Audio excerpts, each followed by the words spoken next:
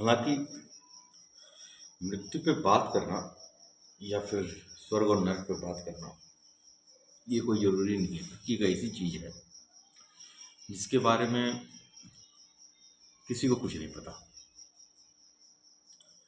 बहरहाल जो मेरे जानने के नज़दीक है वो ये है कि इस संसार में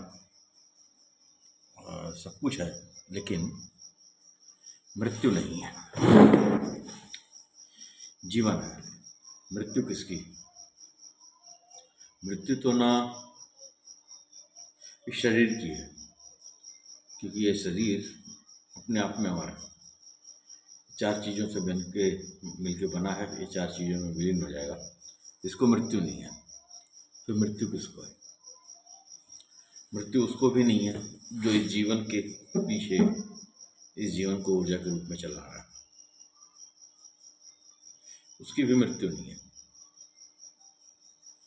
क्योंकि जो जिंदा है, जो है, उसकी मृत्यु संभव नहीं है।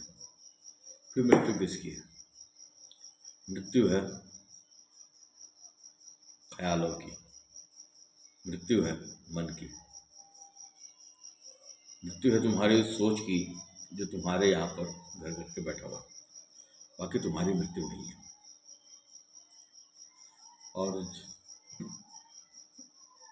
बात करें स्वर्ग और नर्क की, तो ऐसा कोई उपग्रह नहीं है, ऐसा कोई ग्रह नहीं है इस संसार में, ऐसी कोई जगह नहीं है जहाँ पर नर्क जैसी कोई चीज़ हो। यदि नर्क है कहीं पर तो नर्क यहीं पर है, और यदि स्वर्ग है कहीं पर तो यहीं पर है। तो अगर नर्क नहीं है, दोजख नहीं है, हेल नहीं है, तो ये जो हमारे शास्त्रों में है कि दंड मिलेगा, वो दंड मिलने की अवधारणा क्या है? वो दंड मिलने की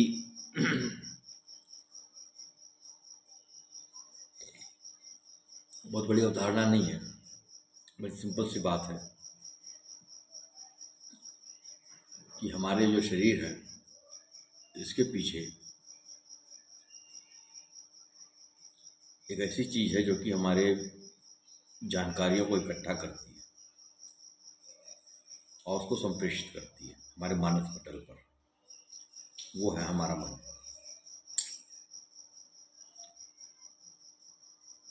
तो इसकी मृत्यु है, क्योंकि वास्तव में ये है ही नहीं।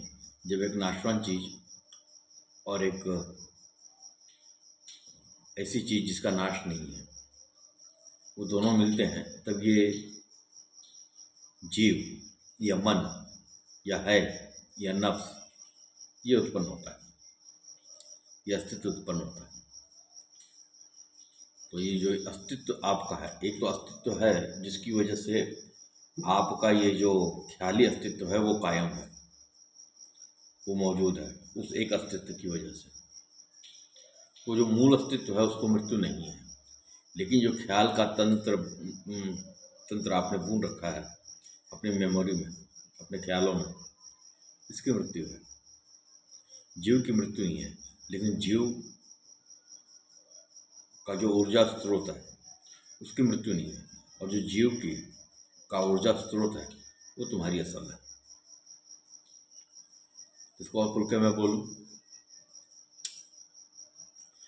5 तत्व है, आग हवा पानी मिट्टी यहीं रह जाएगा। आकाश तत्व आपकी चैतन्यता है। इसी आकाश तत्व में कहीं एक बीज छुपा हुआ है जो कि आपको रिप्रेजेंट करता है। और जब व्यक्ति मृत्यु को प्राप्त होता है तब उसका जो सूक्ष्म शरीर है जो किसके ख्यालों से है वो यहीं रुकता है, लेकिन उसका आकाश तत्व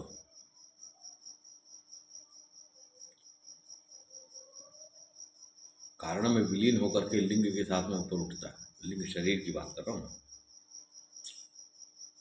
वो स्फुलिंग है एक, और वो पुनः इस शरीर को धारण करता है। तो जो सूक्ष्म शरीर है उनके साथ क्या होता है? जो सूक्ष्म शरीर है वो इसी धरती पर, इसी प्रकृति में वास करते हैं, और ये वास तब तक करेंगे जब तक उसका जो मूल अंश है वो किसी योनि में पहुंचकर उस ईश्वर की पहचान न कर ले, स्वयं की पहचान न कर ले, अपने पूर्णता को वो जान न ले। जिस वक्त उसने अपने चेतना को समझ लिया, अपने चेतना के प्रति वो जागरूक हो गया, उसी दिन वो पूर्णता को प्राप्त कर लेता, उसी दिन वो पूर्णता को प्राप्त कर लेता। और ऐसा व्यक्ति वही वो व्यक्ति है जिसके बारे में श्री कृष्ण जी कहते हैं कि जो मुझको, जो तत्वदर्शी है, जो तत्व रूप में मेरे को स्पर्श कर लेता है, वो मैं ही हो जाता हूँ। उसी के बारे में श्री कृष्ण जी श्रीमद् भगवद गीता में कहते हैं। और जो सूक्ष्म शरीर बचा, सूक्ष्म शरीर वो केवल तुम्हारी वासनाओं का शरीर है। एक वासना वो है जिसको हम स्त्री समागम के रूप में जानते हैं, और एक वासना वो है जो कि आपकी इच्छाओं से निर्मित हुआ है। जब इच्छा हुई, पूरी हुई, उसके उपरांत तो और इच्छा हुई, और इच्छा हुई, और इच्छा हुई, तो आप इच्छाओं की, जानकारियों के एक बंडल बन गए, जिसको नफ्स कहते हैं, जो जीव रूप है, जो अपने अहम में डूबा हुआ है। तो केवल ख्याली व्यक्तित्व तुम्हारा उस सूक्ष्म शरीर में अपनी वासनाओं से सदैव के लिए रहता है, और अपने वासनाओं के ताप से ही वो प्रताड़ित होता है।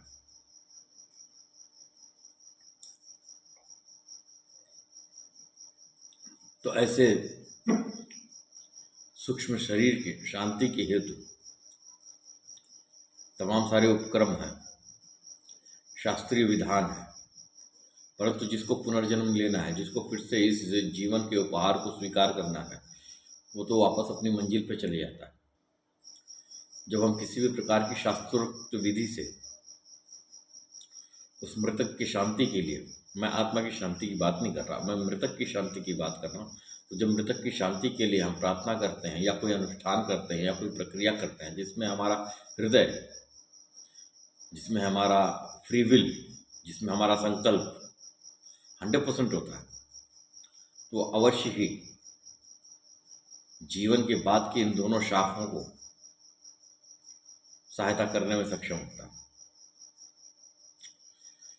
ये सूक्ष्म शरीर या तो पितृलोक में दाखिल होगा, जिसको इलिजिन कह सकते हैं, और या तो प्रेत लोक में। अब ये उसके ऊपर डिपेंड करता है कि तुमने अपने स्वरूप को कौन सा रूप दे रखा है, और जो मूलतः ये स्वरूप तुम बनाते हो, ये स्वरूप तुम्हारा समाज बनाता है, ये स्वरूप तुम्हारा। देखिए, एक व्यक्ति जो हिंदू घर में पैदा हुआ, वो हिंदू विचारों से ग्रसित होगा, वो हिंदू संस्कार से ग्रसित होगा। परंतु एक व्यक्ति जो ईसाई बनकर के पैदा हुआ है, तो उसके अंदर क्रिश्चियनिटी होगी, उनका अपना संस्कार होगा। तो हमारे आसपास का परिसर और हमारे लोग, उनसे प्राप्त सूचनाएं हमारे व्यक्तित्व का निर्माण करती हैं, हमारे उस अस्तित्व का निर्माण करती हैं जिसको मृत्यु है। और इनके पीछे वो ऊर्जा, वो चैतन्यता, जिसकी वजह से ये भ्रमात्मक अस्तित्व 100% अस्तित्व में होता हुआ प्रतीत होता है, उसको मृत्यु नहीं है, अब वो तुम्हारी असल है।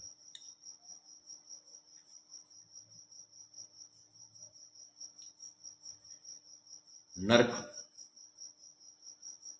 इसी जीवन में व्यक्ति महसूस करता है, इसी जीवन में व्यक्ति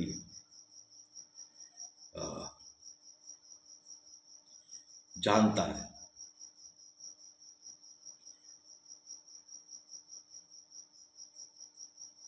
यदि व्यक्ति अपनी चेतना की अवस्था पर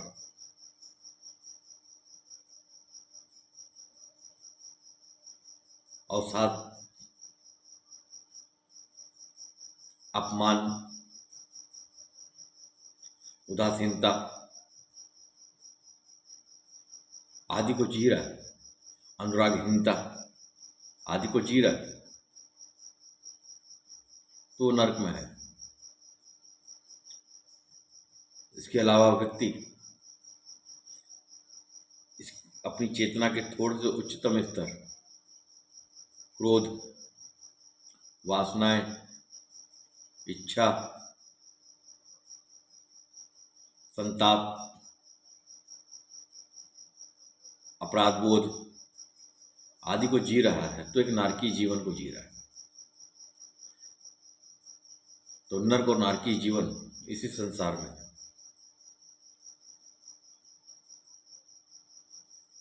मूल बात यह है कि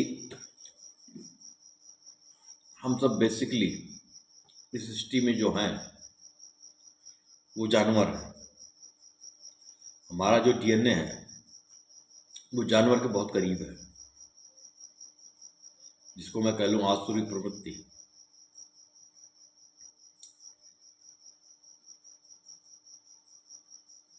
एक जानवर और एक मनुष्य, इन दोनों में आप जो फर्क करते हो, उस फर्क का पैरामीटर क्या है? महत्वपूर्ण बात है ये कि उस फर्क का पैरामीटर क्या है। आप उस फर्क के पैरामीटर में किस चीज को लेते हो और कैसे लेते हो।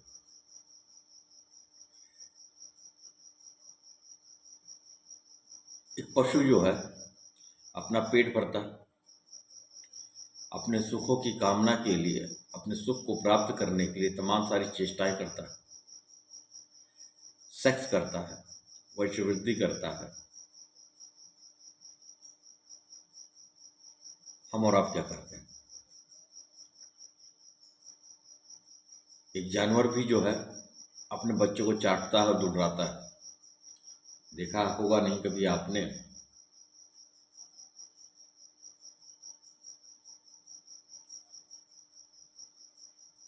ऐसी कौन सी चीज है जो हमको जानवर से अलग करती है?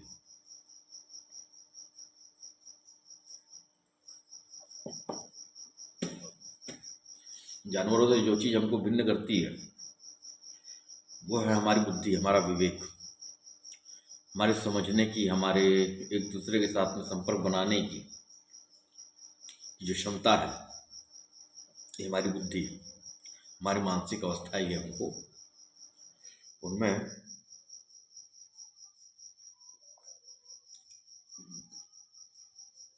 भेड़िया ही एक ऐसी जाति है जो परिवार बना करके रहती है। बाकी सब जो है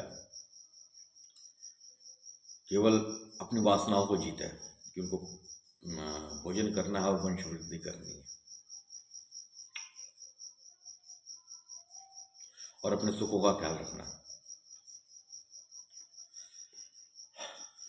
तो यहां तक की जो अब मैंने तो बात कर दी प्राणी की, जानवर की, नहीं, हम जानवर से थोड़ा सा उच्चतम स्तर पर है, क्योंकि हमारे दिमाग की जो का जो समीकरण है, इसकी जो क्षमता है, वो नॉर्मल पाए जाने वाले चौपायों से, जानवरों से बहुत बेहतर है। लेकिन क्या यही हमारी पूर्णता है? नहीं। अगर मैं इसको चेतनात्मक दृष्टि से देखूं तो यह अभी तक साधारण चेतना है। अगर पशुता और जो मनुष्यता मैंने जोड़ दिया कि थोड़ा सा विवेक हो जाना, थोड़ा सा भावनात्मक हो जाना, थोड़ा सा और ज़्यादा मानसिक रूप से मजबूत हो जाना, ये सब अभी भी साधारण चेतना के ही अंतर्गत आता है। लेकिन यहाँ पर दो चीज़ें आ गई, एक तो पशु भी आ गया और मानव जीवन भी आ गया, इसी साधारण चेतना में आ गया। लेकिन जो हमारी मंजिल है, जो वास्तव में हमारी पहचान होनी चाहिए कि हम सही मायने में मनुष्य हो पाए, मनुष्यता के करीब हो पाए, हम वो चीज़ हो पाए जिसके बारे में शास्त्रों में कहा गया कि मानुष बड़े भाग मानुष तन पावा। ये जो कह दिया गया, तो इसके पीछे की जो इसके पीछे का जो मूल है, वो मूल इसलिए है कि हमारे पास एक विशेषता है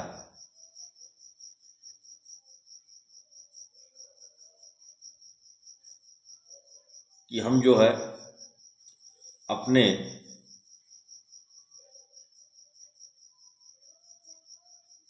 मानसिक स्तर पर जो विचार हमारे अंदर उठते हैं, जो हमें जानवरों से बेहतर बनाते हैं, हम उन विचारों की भी जड़ का पता लगा सकते हैं।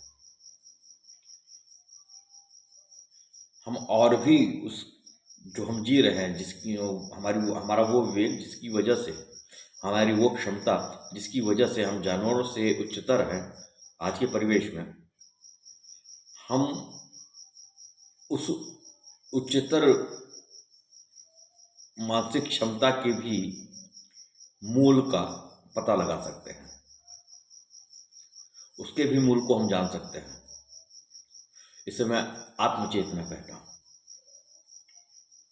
ये आत्मचेतना है कि यदि आप गुस्सा हो, यदि आपके अंदर ईर्ष्या है,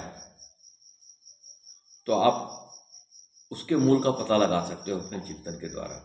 ये विज्ञान सूक्ष्म रूप से आपके अंदर किस तरीके से कार्य करता है, जो इसके बारे में मैंने बताया कि सूक्ष्म शरीर,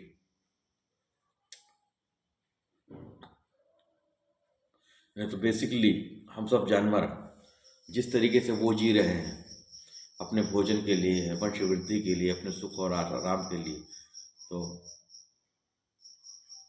आज लगभग 95% ऑफ पब्लिक इसी को जी रही है, 90% पब्लिक इसी को जी रही है,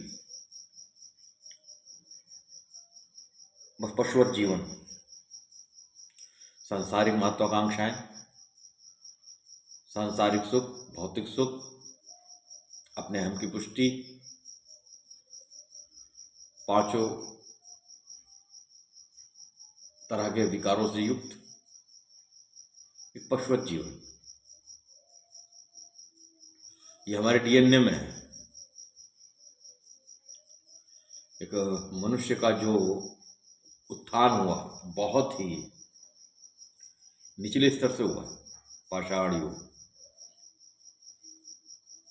इसलिए तमस का प्रभाव हमारे जीवन में ज़्यादा है। मैंने अपनी पिछले रिकॉर्डिंग्स में बताया हुआ है कि हमारे पास जो तमस का प्रभाव है वो 4 गुना है सत्य की अपेक्षा, 4 गुना, क्योंकि हम उस स्पष्टता के करीब हैं। गौर करिए, जब आप क्रोधित होते हैं तो क्या होता है? क्रोधित विचार करिए कि जब आपके अंदर काम पैदा होता है तो आपका कैसा व्यवहार होता है। विचार करिए कि जब आपको और अधिक धन मिलने की संभावना होती है कुछ बुराइयों के साथ में, कुछ गलतियों के साथ में, कुछ पापाचार के साथ में, तब आपका व्यवहार कैसा होता है। विचार करिए कि जब आप किसी को डोमिनेट कर रहे होते हैं, किसी को नीचा दिखा रहे होते हैं अपने ग्रुप में बैठ करके उसके पीठ पीछे, तब आपका आचरण कैसे होता है। तो वास्तव में हम पशुवत जीवन को, एक नॉर्मल, कोई इस पे गौर नहीं करता, तो हम कर क्या रहे होते हैं? तो हम वास्तव में एक तामसिक जीवन जी रहे होते हैं, एक पशु के समान जीवन जी रहे होते हैं, क्योंकि हम बेसिकली पशु हैं, यानी पशुता के करीब। पशु नहीं है हम पशुता के करीब हैं। हम बहुत ही गहराई से उठ करके इस लेवल तक आए कि हमारे अंदर जो सतगुण है उसका परिमाप 1 है, तो पशुता हमारे पास 4 है, रजस हमारे पास 2 है। ये सीक्वेंस है हमारे पास।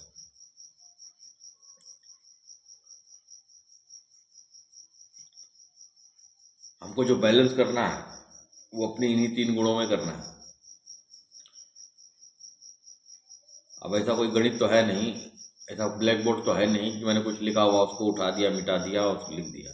नहीं, एक्चुअली हमें सुधार उस जगह पे करना है जहाँ पर हमारी निगाह तक नहीं पहुँचती। अब चाहे वो जप के माध्यम से हो, तप के माध्यम से हो, कर्म के माध्यम से हो, सेवा के माध्यम से हो, एजुकेशन के माध्यम से हो, किसी भी माध्यम से हो, इसमें सुधार होना है। इसमें सुधार होगा तो ही आपका जो चेतनात्मक स्तर है वो ऊपर उठेगा। जब तक हम अपने घमंड तक अपने जीवन को जी रहे, अपने मैं को लेकर के जी रहे, क्रोध है, वासनाएं हैं, संताप है, इन सबको अगर हम जी रहे, पहली बात तो हम पशुवत जीवन जी रहे, नारकीय जीवन जी रहे, और हमने इस उपहार का जो जीवन के स्वरूप में हमको मिला है, इसको हम बस यूं ही गंवा रहे हैं। जबकि हमारे जीवन का असल हो ये होना चाहिए कि जो हमारे जीवन का मूल है, हमारा जीवन आनंद स्वरूप है। ये अमर धर्म है, मरण धर्म नहीं है। क्योंकि जो मरने वाली जात है, वो जो मरने वाली शय है, वो दूसरी है। जो मरने वाली जो शय है वो दूसरी है, वो आप नहीं हो, वो मैं नहीं हूँ। अलबत्ता ये है कि हम अपने मैं को स्वयं नहीं पहचान पा रहे हैं। इसलिए मैं हमेशा कहता हूँ कि हमको ये सबसे पहली बात तो ये करनी है कि ये पहचानना है कि मैं हूँ कौन। इस पर गौर फिक्र करना है कि मैं हूँ, मैं बोलता हूँ मैं हूँ। क्या मैं हाथ हूँ, क्या मैं पैर हूँ, क्या मैं विचार हूँ, मैं क्या हूँ।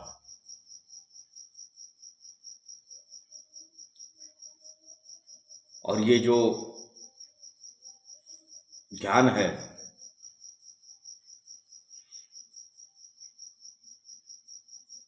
वो गुरु कृपा से ही सुलभ है।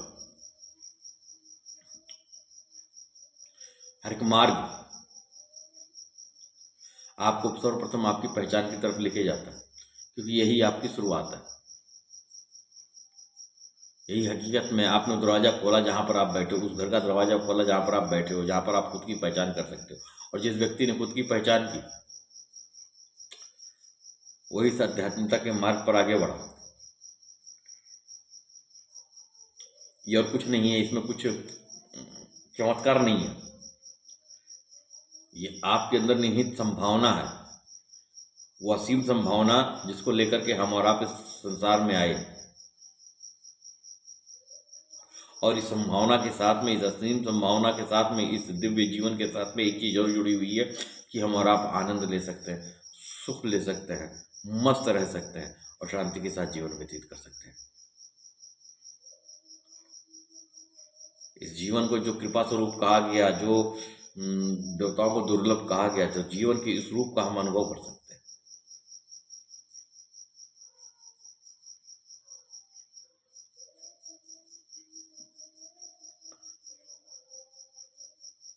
तो नरक और कहीं नहीं, इसी जीवन में हम नरक को भोगते हैं।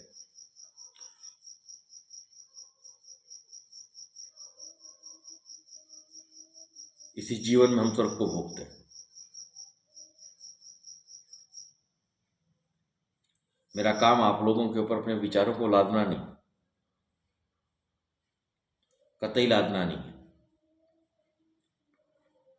लेकिन ये जरूर है कि हम चाहे हम ज्ञान मार्ग से, भक्ति मार्ग से या योग मार्ग से, किसी भी मार्ग से अपने स्व की तरफ लौटें।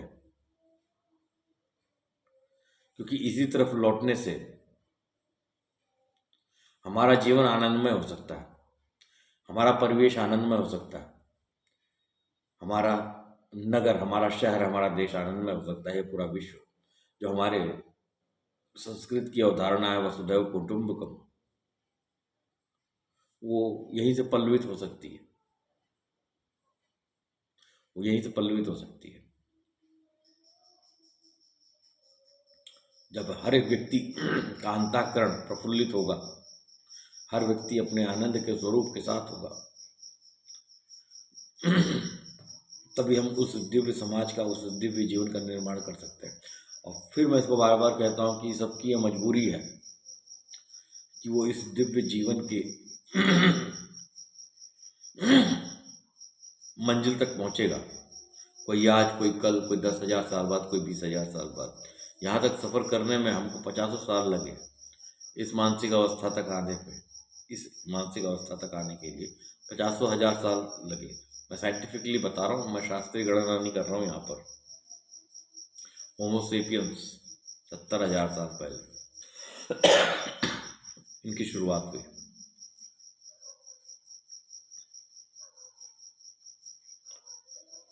तो कुल मिलाकर के जो मैं संदेश देना चाहता हूँ, जो मैं अपना विचार रखना चाहता हूँ आप लोगों के बीच में,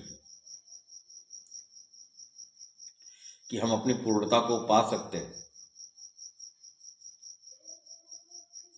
हम उस तत्व का अनुभव कर सकते हैं जिसको हम परमात्मा के नाम से जानते हैं। हम उसकी पहचान कर सकते हैं, लेकिन उसकी पहचान का रास्ता वो तुम्हारे स्व की पहचान से होकर गुजरता है। और तुम्हारे स्व के पहचान का रास्ता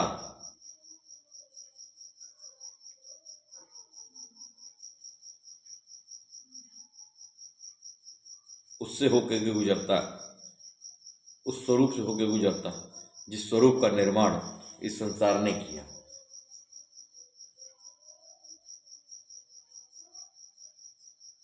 जिसने तुम्हारे व्यक्तित्व का निर्माण किया।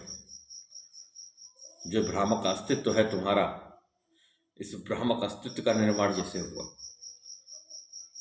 इसी तुम्हारे भ्रामक अस्तित्व से ही तुम्हारे मूल स्वरूप का रास्ता निकलेगा। यही है। और बाहर बाहर तो कुछ नहीं है। बाहर कुछ नहीं है। बाहर केवल इतना है कि जिस भ्रामक अस्तित्व को तुमने बना रखा है, उस भ्रामक अस्तित्व को, उसके 100% होने की पुष्टि इस बाहरी संसार से मिलती है। जो कुछ भी बाहर है उसका मूल तुम्हारे अंदर है, उसी भ्रामक अस्तित्व में।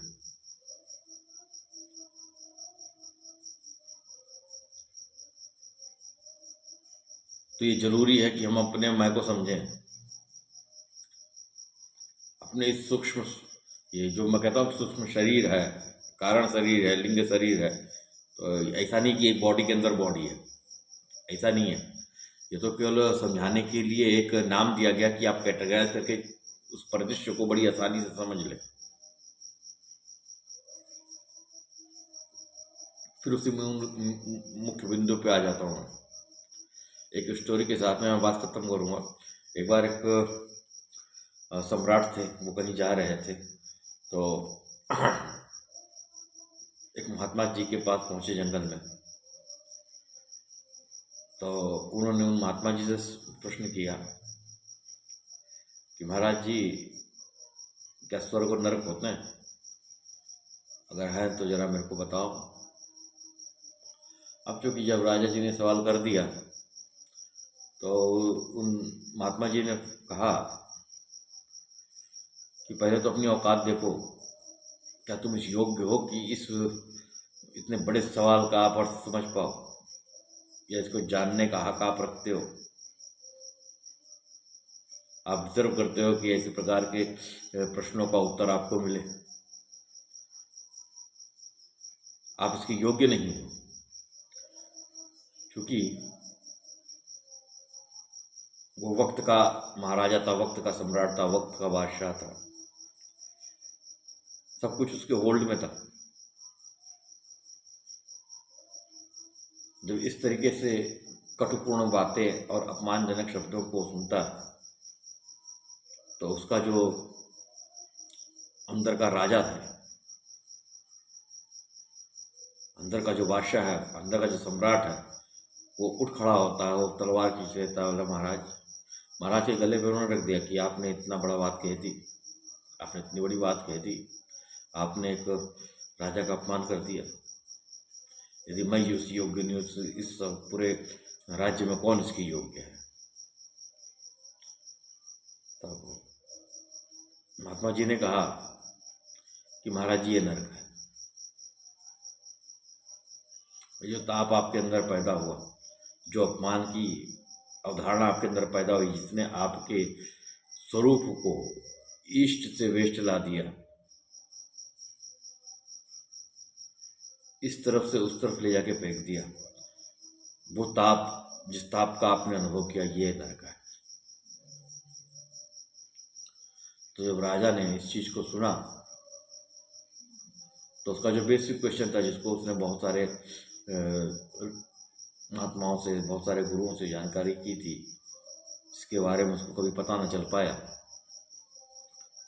तो उसको हर्ष का अनुभव हुआ कि मेरे को आज जीवन के एक रहस्य का पता चला। तो एक समता का भाव उसके अंदर पैदा हुआ, वो अनुग्रहित हुआ। उसने हाथ जोड़ करके महाराज जी को प्रणाम किया, हे प्रभु, आपकी बहुत बहुत कृपा हुई। मैं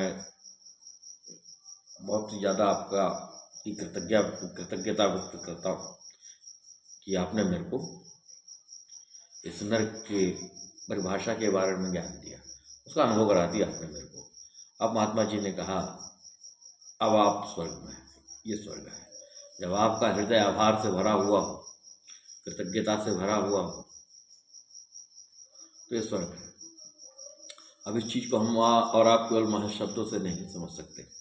वापस से कहता हूँ कि हमारे जीवन में, ये हमारा जो जीवन है, और जिस बड़े अस्तित्व के अंदर हमारा एक छोटा सा अस्तित्व है, क्योंकि वो अस्तित्व और ये अस्तित्व में विभेद नहीं है। जो ये अस्तित्व है वही अस्तित्व ये है, वो है, लेकिन बीच में हमने एक अपने भ्रमात्मक अस्तित्व का एक पर्दा डाल कर रखा हुआ। समय के साथ में ये बुराई भी जाएगी, तो हमको उसके साथ में कोरिलेट नहीं करने देता। शास्त्रों में है ना, घटाकाश और मठाकाश। अब चूंकि हम शब्द समझ लेते हैं, लेकिन उसको तत्व रूप में हम स्पर्श नहीं कर पाते, भाव रूप में उसको हम स्पर्श नहीं कर पाते, अपने अनुभव के रूप में उसको स्पर्श नहीं कर पाते। प्रॉब्लम यहाँ आ जाती है। तो थोथा ज्ञान दिमाग में भर के कोई फायदा नहीं है। तो स्वर्ग और नरक यहीं पर है। ये आपकी चेतना का स्तर है कि आप नरक में हो या नारकी जीवन में हो, या मार्ग में हो या स्वर्ग में हो। यह आपका चेतने का स्तर है।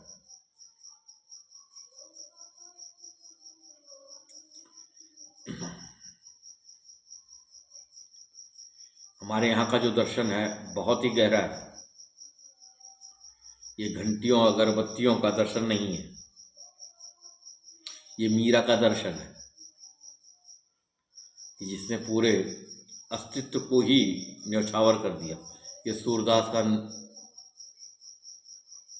दर्शन है, ये बाबा तुलसीदास जी का दर्शन है।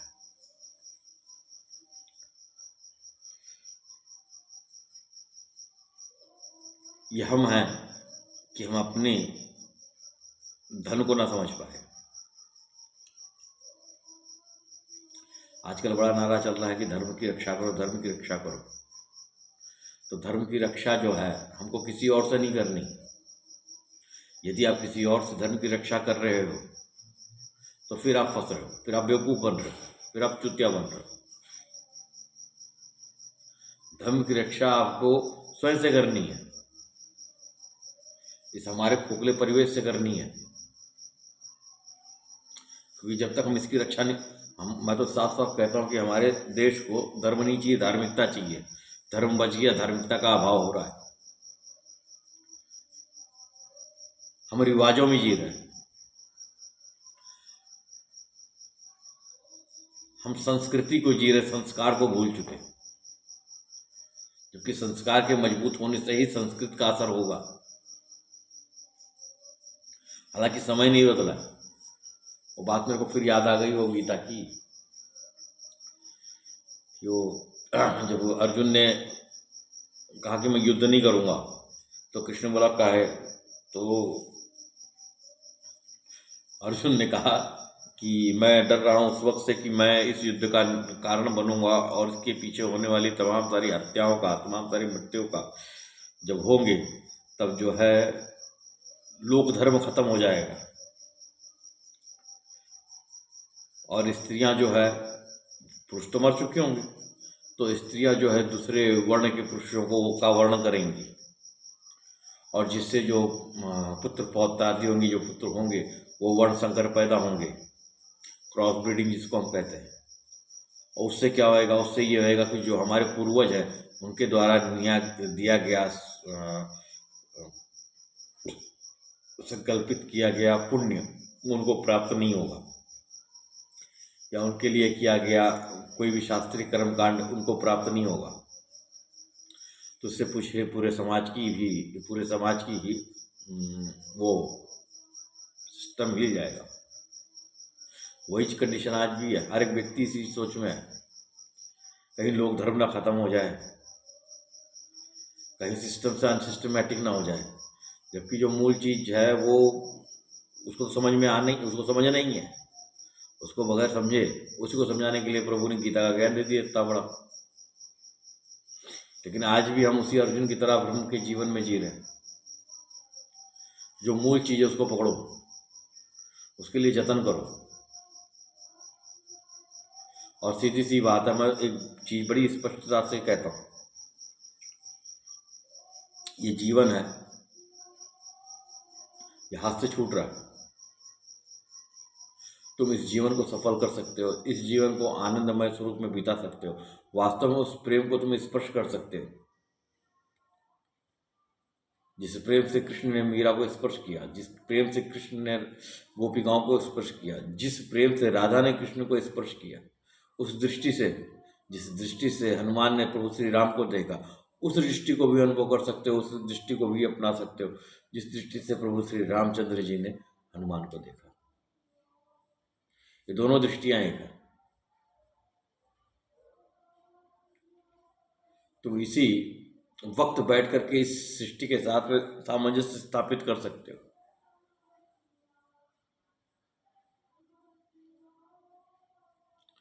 तुम्हारी क्षमता बहुत ऊपर है। एक असीम संभावना के साथ में हम और तुम, ये पूरा मानव समाज इस संसार में अवतरित हुआ है, और उसके पास एक असीम संभावना है। असीम संभावना है कि अपने हृदय को वो आनंद से भर ले, उसको गदगद कर ले, अपने हृदय को आभार से भर ले। लेकिन हमको लोक धर्म से हटना पड़ेगा, हमको विचार करना पड़ेगा, हमें साहस करना पड़ेगा, अर्जुन की तरह साहस करना पड़ेगा। जब हम अर्जुन की तरह साहस करेंगे तो पक्का है कोई ना कोई वक्त का कृष्ण आकर के आपको रास्ता जरूर दिखा देगा, आपके रथ को जरूर हाँक देगा।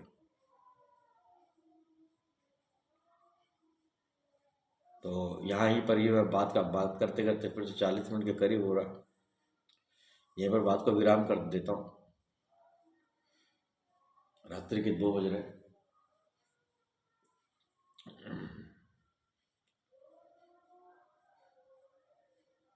आपका चिंतन सदैव आपके साथ रहना चाहिए। यही चिंतन जो है आपके लिए मार्ग को स्पष्ट करेगा। मैं वापस से इतना कहूंगा कि तुम्हारा या हमारा धर्म केवल घंटी, शंख,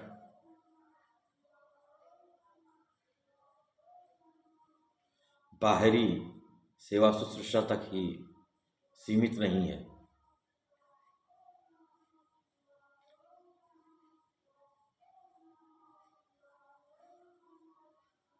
ये अनेकता में केवल एकता को साबित करने का धर्म है।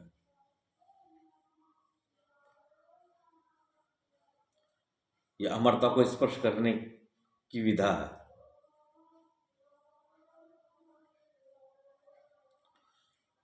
तो हम इसको समझें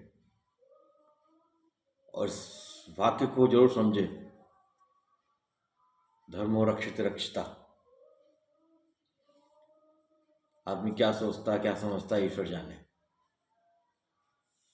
तो आप लोगों को इसी बीच में छोड़कर मैं छोड़ता हूं कि आप लोग स्वयं का चिंतन स्वतः करिए, और ये बहुत आवश्यक है। आप सबका दिन शुभ।